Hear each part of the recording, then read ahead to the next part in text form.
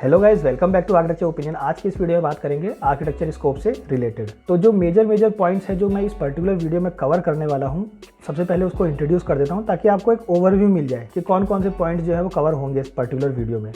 जिसमें कि सबसे पहला पॉइंट है वो है कि कौन कौन से सेक्टर आपके लिए अवेलेबल होते हैं after bachelor of architecture. Second point कि क्या कॉलेज आपको प्लेसमेंट देता है और अगर देता है तो किस तरीके से, क्या उसके पूरा एक सिनारियो रहता है, उसके ऊपर भी बात करेंगे कि क्या रियल सिनारियो चल रहा है। थर्ड पॉइंट जो मेन है वो है कि वुमेन्स के लिए या गर्ल्स के लिए कितना सिक्योर है ये कोर्स। साथ ही साथ इस पर भी बात करेंगे कि अगर सिक्योर है तो कितना ब्राइट है। तो थर्ड पॉइंट हमारा इस पर कवर हो जाएगा। फोर्थ पॉइंट जिस पर मैं बात करूँगा वो ये है, फोर्थ पॉइंट आप कह सकते हो थोड़ा सा मिक्सअप होगा, जिसमें कि हम बात करेंगे आर्किटेक्ट मींस फ्रेशर आर्किटेक्ट्स की फ़ीस के बारे में, कितनी एवरेज फ़ीस होती है। साथ ही साथ बात करेंगे ग्रोइंग सिटीज़ के बारे में कि कहाँ पे आपको जॉब ईजिली मिल जाएगी आर्किटेक्चर की। और सबसे लास्ट पॉइंट जो कि सबसे मेजर है वो ये, जो सब लोग इसका आंसर जानना चाह रहे हैं, आफ्टर कोविड मींस ये पैंडेमिक सिचुएशन जो चल रहा है इसके बाद मार्केट कितना अफेक्ट हुआ है और साथ ही साथ कि फ्यूचर में इसका क्या स्कोप रहा है। क्योंकि बहुत सारे स्टूडेंट्स हैं जो भी परस्यू कर रहे हैं आर्किटेक्चर, और साथ ही साथ बहुत लोग ऐसे हैं जो एंट्री करना चाह रहे हैं आर्किटेक्चर में। तो वो किस तरीके से देखें, रियल सिनारियो पता रहना चाहिए ऑन एन एवरेज, ताकि एक आइडिया मिल जाए कि हाँ आर्किटेक्चर में कोई स्कोप है भी कि नहीं है, या अगर है तो कितना टाइट होने वाला है मार्केट या कितना टफ होने वाला है सर्वाइव करना इसमें। तो इन सारे ही टॉपिक से बात करेंगे। तो डायरेक्ट स्टार्ट करते हैं वीडियो को और फिर मैं आपको सारे ही आंसर कवर करूँगा, तो वीडियो के लास्ट तक ज़रूर बने रहिएगा।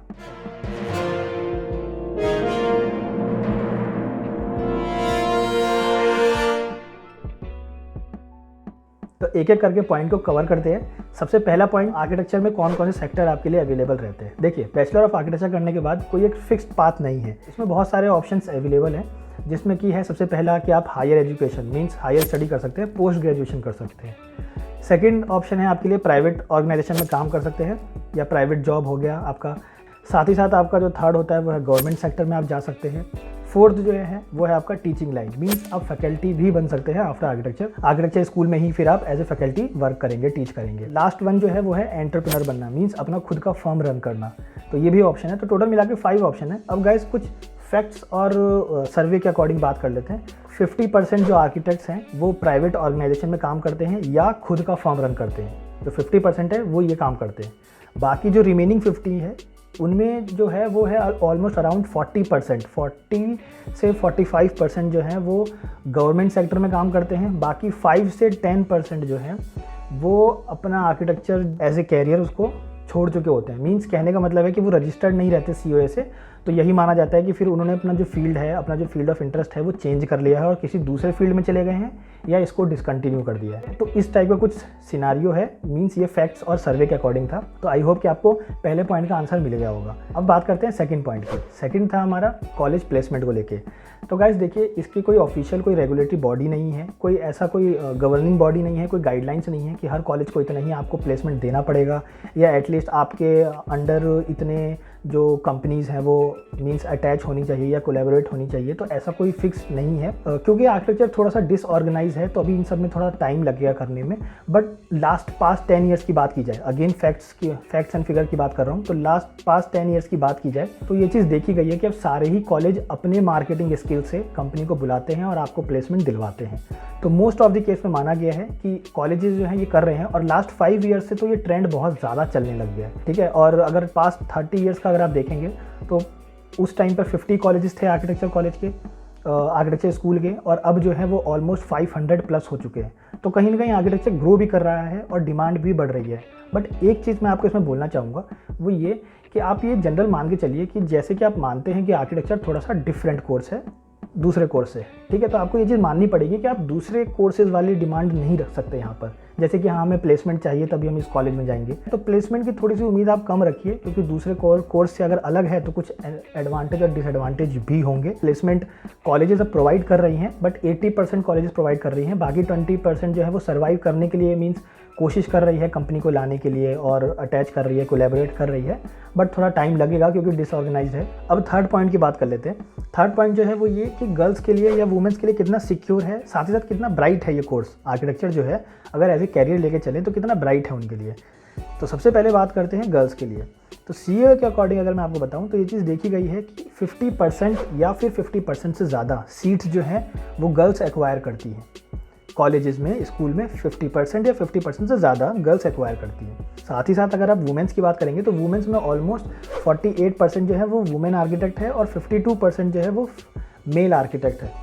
तो कहने का मतलब है कि ऑलमोस्ट इसमें भी रेशियो बराबर है। अब बात करते हैं साथ ही साथ कि फ्यूचर कितना ब्राइट है। देखिए गाइस, इसमें ऑलमोस्ट अगर सर्वे के अकॉर्डिंग देखा जाए तो ये चीज़ एक मैगजीन में भी इसका आर्टिकल आया था कि देखा गया है कि ऑलमोस्ट जो वुमेन है वो खुद का या तो फर्म रन करती हैं आफ्टर 4 और 5 ईयर्स का एक्सपीरियंस लेने के बाद, या मोस्ट ऑफ द केसेस में जो ज़्यादा केसेस देखे गए हैं वो ये कि एज ए पार्टनरशिप वो रन करती हैं, या तो को फाउंडर होंगी या डायरेक्ट फाउंडर ही होंगी। तो इस टाइप से चीज़ें देखी गई हैं। बाकी बहुत से आपको जो वुमेन आर्किटेक्ट हैं वो आपको गवर्नमेंट लाइन में भी दिख जाएंगी, बट येस जो ज़्यादा देखा गया है वो ये कि वो पार्टनरशिप में ज़्यादा रन करती हैं फर्म्स को। क्योंकि आर्किटेक्चर सीरियसली में एक ऐसा कोर्स है जो कि आपको इतना सेल्फ इंडिपेंडेंट बनाता है कि आप खुद का रन करने का इन फ्यूचर सोचने लगेंगे। अगर आप अभी नहीं सोच रहे हैं तो आप बाद में सोचने लग जाएंगे, क्योंकि ये क्रिएटिविटी और ये पैशन वाला कोर्स है। तो आपको ऑटोमेटिकली एक फील होगा अंदर से कि हाँ मैं ये कर सकती हूँ, मुझे देना क्या है, सिर्फ सर्विस तो देनी है, कि सिर्फ आर्किटेक्चर सर्विस देनी है आपको। एट लास्ट आपके कहीं ना कहीं क्रिएटिविटी दिखनी चाहिए। तो ये चीज़ देखी गई है। 4th पॉइंट की बात कर लेते हैं। 4th पॉइंट है आपका, क्या एवरेज आपकी फ़ीस रहती है एज ए फ्रेशर आर्किटेक्ट अगर आप मार्केट में आ रहे हैं। देखिए गाइज, इसका जो आंसर है वो मैं बताऊं, एवरेज माना जाता है 15,000। 15K जो इसका है आंसर है, डायरेक्ट मैं आपको बताऊं। और मैं खुद के पर्सनल ओपिनियन से अभी तक मैंने कोई बात नहीं बोली है, मैं सारे फैक्ट्स और फिगर की बात कर रहा हूं। और जितनी भी चीज़ें मैं बता रहा हूं उन सब का आपको लिंक जो है वो डिस्क्रिप्शन में देखने को मिल जाएगा। आप जाके चेकआउट कर सकते हैं, पूरा आर्टिकल पढ़ सकते हैं, सर्वे देख सकते हैं, सारी चीज़ें आप चेकआउट कर सकते हैं। एवरेज का मतलब है कि किसी को 10,000 मिल रहा है, किसी को 20,000 मिल रहा है। तो जो एवरेज बना वो बना 15,000। तो 15,000 है। बाकी ये डिपेंड करता है स्टेट टू स्टेट और सिटीज़ टू सिटी, कौन सी सिटी ज़्यादा ग्रोइंग है कौन सी नहीं है, वो भी है। अब बात कर लेते हैं कि कौन सी ग्रोइंग सिटी है जहाँ पे आपको सबसे ज़्यादा जॉब्स देखने को मिलती हैं और आर्किटेक्चर देखने को मिलता है। देखिए गाइस, 4 महानगर हैं, ये तो हम जानते हैं, जैसे कि दिल्ली, मुंबई, कोलकाता और आपका हो गया चेन्नई। तो इन चारों में तो आपको दबा के मिल जाएगा, लेकिन बस ये है कि कंपटीशन भी थोड़ा हाई रहता है। मीन्स जॉब मिल जाएगी बहुत इजीली, बट कंपटीशन थोड़ा हाई रहता है। तो ये इन 4 का है। बाकी इनके अलावा जो ग्रोइंग सिटीज़ हैं जहाँ पे आपको जॉब मिल जाएगी, और फ्रेशर्स जो हैं वो जनरली इन सिटीज़ में जाना पसंद करते हैं, जिनमें कि आपका आता है पुणे, हैदराबाद, बेंगलोर, और आप कह सकते हैं जयपुर, अहमदाबाद और गुवाहाटी, आपका है भोपाल, चंडीगढ़ और रायपुर एंड कोची। तो ये सारे ग्रोइंग सिटीज़ हैं। आप अपना फर्म स्टार्ट भी कर सकते हैं। अगर आपको स्टार्टअप करना है तो यहाँ इस सिटी से कर सकते हैं। साथ ही साथ अगर आपको जॉब भी चाहिए तो आप इन सिटी से कर सकते हैं, क्योंकि यहाँ पे आपको सीखने के थोड़े से ज़्यादा चांसेस मिल जाएंगे। क्योंकि जो 4 महानगर है उसमें थोड़ी सी ज़िंदगी थोड़ी भागती सी है, तो आपको थोड़ा सा सर्वाइव करने में थोड़ा टफ पड़ेगा, but it's up to you. मैंने बस आपके सारे जो है फैक्ट्स और फिगर रख दिए हैं कि कौन कौन सी ग्रोइंग सिटीज़ है और कहाँ पर आपको जॉब्स जो है ईजिली मिल जाएंगी। सबसे लास्ट और सबसे इम्पॉर्टेंट वो है कोविड के बाद मार्केट का सिनारियो क्या है। देखिए गाइज, इसको समझाने से पहले मैं खुद का एक ओपिनियन देना चाहूँगा। यहाँ पे मैं अपना एक ओपिनियन दे रहा हूँ, फिर इसके बाद फैक्ट्स एंड फिगर की बात करेंगे। ओपिनियन ये है कि देखिए, किसी भी एक इंसान की ज़िंदगी में सिर्फ 3 चीज़ें इंपॉर्टेंट होती हैं, रोटी, कपड़ा और मकान। और आई थिंक इस पर मूवी बनी हुई है, ऑल्दो मैं मूवी को एनकरेज नहीं कर रहा देखने के लिए, मैं बस आपसे एक ओपिनियन दे रहा हूँ आपको कि रोटी, कपड़ा और मकान, ये 3 चीज़ इंपॉर्टेंट होती हैं। तो ये 3 चीज़ें कभी बंद नहीं हो सकती, चाहे कितना भी टफ सिचुएशन आ जाए। जैसे कि अभी ये कोविड का था, अब कोविड ये पैंडेमिक सिचुएशन जो चल रही है, और जब कोविड इंडिया में आया था, कोरोना वायरस जब इंडिया में आया, तो आप उस टाइम पर अगर नोटिस करेंगे तो गवर्नमेंट ने सबसे पहले जो सारे लोगों को क्या प्रोवाइड करवाया वो था फूड, मीन्स रोटी। फूड में उन्होंने रोटी मीन्स आप कह सकते हैं कि ग्रॉसरी स्टोर, सुपर मार्केट, इन सब के जो फूड सप्लाई हैं उनको जारी रखा, किसी तरह उसको देने की कोशिश की और प्रोवाइड भी करवाया। तो ये तो हो गई इसकी इंपॉर्टेंस कि फूड तो मिला कोविड के टाइम पर। लेकिन क्या कह सकते हैं कि क्लोथ्स, मीन्स जो मैंने बोला रोटी, कपड़ा, क्लोथ, कपड़ा मतलब क्लोथ्स, तो क्या क्लोथ्स की मैन्युफैक्चरिंग लाइन खुली हुई थी? तो आप ऑन एवरेज कह सकते हैं कि बंद थी, बट कंप्लीटली बंद थी ये आप नहीं कह सकते। क्यों? अगर आपने नोटिस किया हो तो जितनी भी मैन्युफैक्चरिंग छोटे छोटे मैन्युफैक्चरर्स थे, और या आप कह सकते हैं कि जैसे कि टेलर हो गए, अगर आप उनको देखेंगे तो उन्होंने अपने आप को स्विच करके बनाना स्टार्ट कर दिया था मास्क। साथ ही साथ पीपीई किट भी बन रहे थे, जो बड़े मैन्युफैक्चरिंग लाइन थे वहाँ पर पीपीई किट भी बन रहे थे।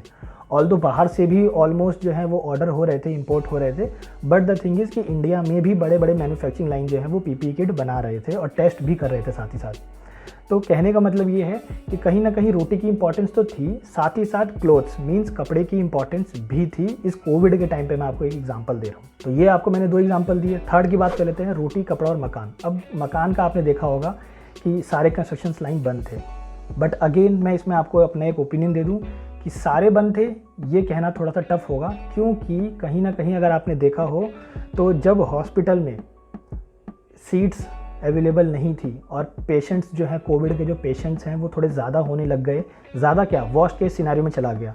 तो आपने देखा होगा कि जैसे चाइना में आपने न्यूज़ सुना कि विद इन 10 डेज़ या 7 डेज़ में एक हॉस्पिटल रेडी कर दिया गया। इंडिया में आपने सुना कि 20 डेज़ में एक हॉस्पिटल या 10-15 हॉस्पिटल रेडी कर दिए गए।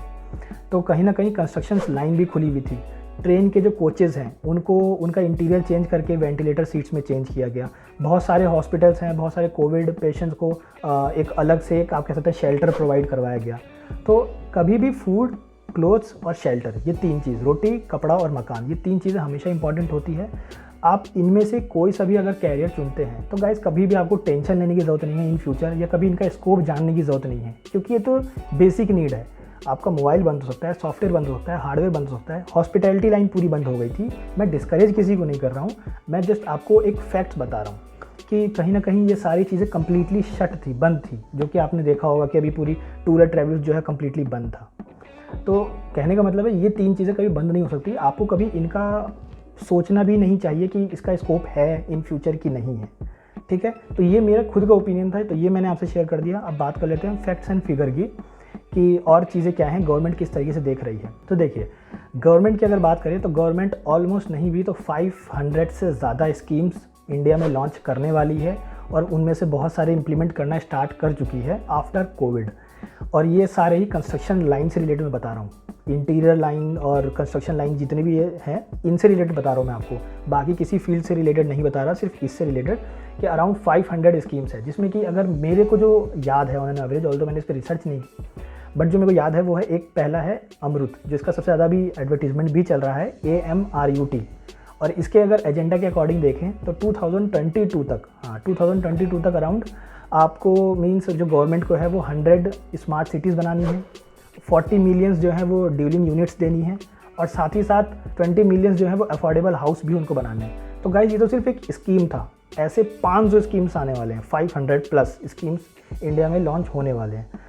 और साथ ही साथ अगर आप कहेंगे कि ये तो गवर्नमेंट की तरफ से हो गया, तो गाइस देखिए, सबसे पहले मैं आपको बता दूं कि ये गवर्नमेंट की तरफ से है। कहने का मतलब है कि जब गवर्नमेंट कोई स्कीम लाती है तो उसका जो डायरेक्ट इम्पैक्ट जो है वो प्राइवेट पे भी पड़ता है, प्राइवेट ऑर्गेनाइजेशन पे भी पड़ता है, क्योंकि उनके टेंडर्स ऑलमोस्ट 70 से 80% जो है वो प्राइवेट ऑर्गेनाइजेशन के लिए भी ओपन होती हैं।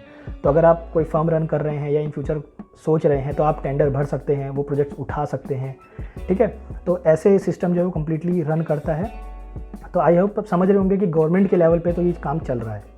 प्राइवेट की अगर बात करें तो आप कहेंगे कि बहुत सारे फर्म्स जो हैं वो बंद हो गई हैं। तो देखिए गाइस, इसका डायरेक्ट आप ब्लेम लॉकडाउन को या कोविड को नहीं लगा सकते। कहीं ना कहीं पहले से चीज़ें थोड़ी सी सिचुएशन टाइट चल रही थी।